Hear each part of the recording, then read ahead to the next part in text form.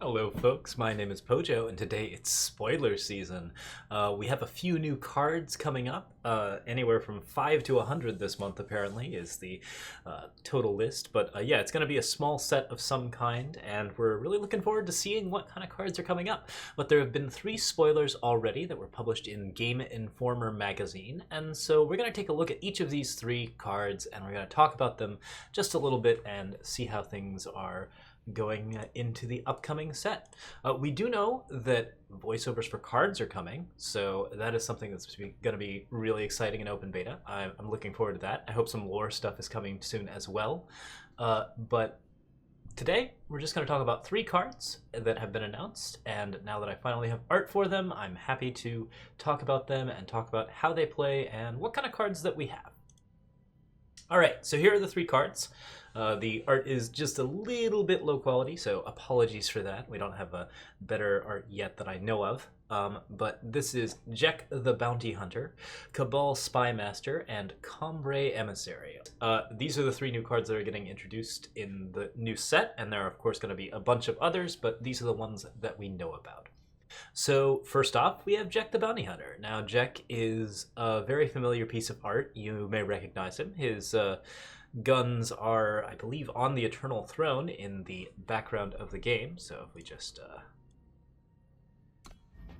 set that up there, I believe it's this person's gun belt right here. That's Jekk. So yeah. We have very little knowledge about this character yet, but it's just appears to be a pretty standard gunslinger, and so lore-wise we're not going to worry too much about him. But he's a 6/4 quick draw for 6 in Recano. That's a big mid-rangey Recano card, which is kind of interesting. We don't have that many mid-range Recano cards yet, and mid-range Recano is an archetype that I'm always really excited about. His summon is silence and stun an enemy unit, and he is a rare, which means that he'll be fairly common in draft, and he'll also be quite a bomb in draft. Having quick draw and being a 6/4 is actually a really strong setup. There is actually a second 6/4 quick draw already in existence, and that card is quite good in draft as well. The 6/4 that gives +2/+0. I believe he is called. Ooh, I actually don't remember. We can look him up real quick. But yeah, Jekk is a pretty neat draft bomb. He's hard to kill because he has that 4 health, so he's just above torch range, he's just above range of a lot of other stuff. He has 6 attack and quick draw, which means that he trades very poorly. There we are, General Azaleo is the other gunslinger that has 6/4 and quick draw, so we now have 2 6/4 gunslingers. That's kind of neat.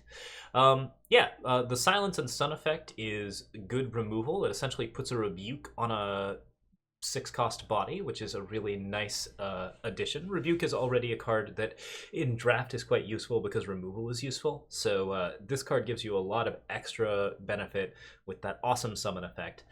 Overall, I don't think it's terribly strong in ranked. I'm actually, of these 3 cards, I'm not sure that any of them are going to be ranked bombs. I think that they all have potential, and they have a really strong build around me component to them.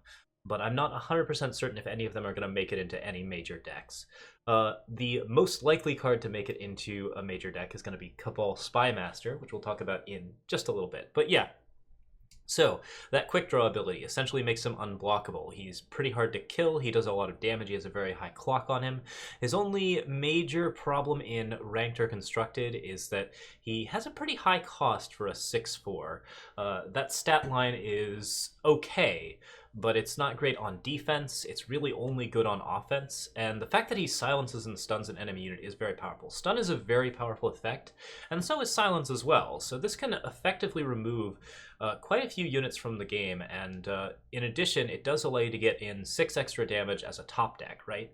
Because if you stun something, it won't be able to block next turn either, so you will be able to attack with Jekk and get 1 attack in where that unit is stunned. So there's a lot of potential for Jekk to get quite a bit of value, and I think he might have some potential in Recano mid-range decks.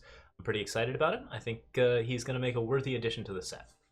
Cabal Spymaster is definitely our most fun design. So we have a 4-cost Feln card with your units can infiltrate any number of times. Now, of course, this doesn't work with cards like Gorgon Fanatic, because Gorgon Fanatic sacrifices itself and thus already resets its infiltrate. But it's very, very powerful if you are continually coming across with a powerful infiltrate effect like that of Cabal Spymaster or Cabal Recruiter, or sorry, not Cabal Spymaster, Cabal Recruiter or Direwood Beastcaller. So anything that gives you a small infiltrate is going to be pretty powerful with Cabal Spymaster. The other thing this card works really well with, of course, is Yetis. There are a lot of good infiltrate Yetis, and there's a really good Yeti tribal theme going on right now, where you can use Scouting Party to create a bunch of Yetis that have infiltrate draw a card. If Yeti Spies can draw cards an infinite number of times, Yeti Spies are a much more powerful card. Obviously, this card does have its vulnerabilities, but at 4 cost and 4 health, it's pretty hard to kill. It's susceptible to Vanquish. I actually think if it were a 3/4, it would be even harder to kill in the current set. But the fact that it is 2 colors and the fact that it has 4 toughness means that it responds pretty well to most removal, and it's a card that can actually exist for quite a while. On its own. A 4/4/4 is a decent stat line overall for just a vanilla body. It's not good, it's not bad, but it's definitely good enough. So I think Cabal Spymaster actually has a lot of potential strength in ranked decks. And of course he's going to be pretty good in draft as well. There are a lot of good cheap infiltrate cards in draft. So if you're building around Cabal Spymaster and you have cards like Cobalt Acolyte or Levitate, there are some ways in which Cabal Spymaster is going to be really, really good for you. And even if he's not good for you, a 4/4/4 is a perfectly legitimate body. And it won't be a game winner for you, but it'll be decent card quality. So he's a reasonable rare to pick up if you're in Feln, and he's a great first pick because you can really build around this card. Finally, we have Combre Emissary. Combre Emissary is a 2/2 that says you can play an additional power card from your hand each turn. Now, this card is tricky. There's a lot going on with it. So it does give you a really good ramp effect. Functionally, it functions the same as a Secret Pages, except that you can continue to use that Secret Pages-like effect every turn. The thing I would note about this card is that oftentimes you're not going to be able to use that additional power card from your hand, but in the situations where you can, it's very, very good. This card goes very well in Voda combo decks, or not so much Voda combo, but decks that use lots of card draw engines, like the Voda combo deck that we show off in Our Eternal Brews. The ability to draw a bunch of power and then play a bunch of power can be really useful if you have a high amount of draw spells in your deck, and it will really get you up to a very, very high power very, very early, and that means that you can play some really serious Combre bombs. And there's a lot of good Combre bombs. Combre has a lot of fun things to do with a ton of power, so Combre Emissary is really nice in that it's kind of a Secret Pages on a stick, and it also can potentially be used more than once to just empty out a hand full of good power. The thing that I would say that this card works the best with is the card that gives your cards echo, or it gives your power cards echo, which is called Voice of the Speaker. That's a 1/2 that simply says that your power cards have echo. With Voice of the Speaker and Combre Emissary both down, every time you draw a card, you'll get 2 copies of it, and you'll immediately be able to play both of those copies. So you'll be able to accelerate extremely fast, get your Xenon Obelisks up to 8, get to your Seraphs, get to your Talir or Vodacans. You'll be able to do a ton of stuff, and of course you'll be able to have a lot of fun with Ironthorn. This card has a lot of synergy with a lot of the fun Combre decks that are already in existence, like Ironthorn Impossible, or just big Combre Ramp, or Voda combo decks. There's a ton of cool things that can be done with it. I will say that unless you are building around this card, it may not be very strong. Because it's not a very good body, it's only a 2/2 for 3, so it's fairly weak in comparison. It's easy to torch, it's easy to kill.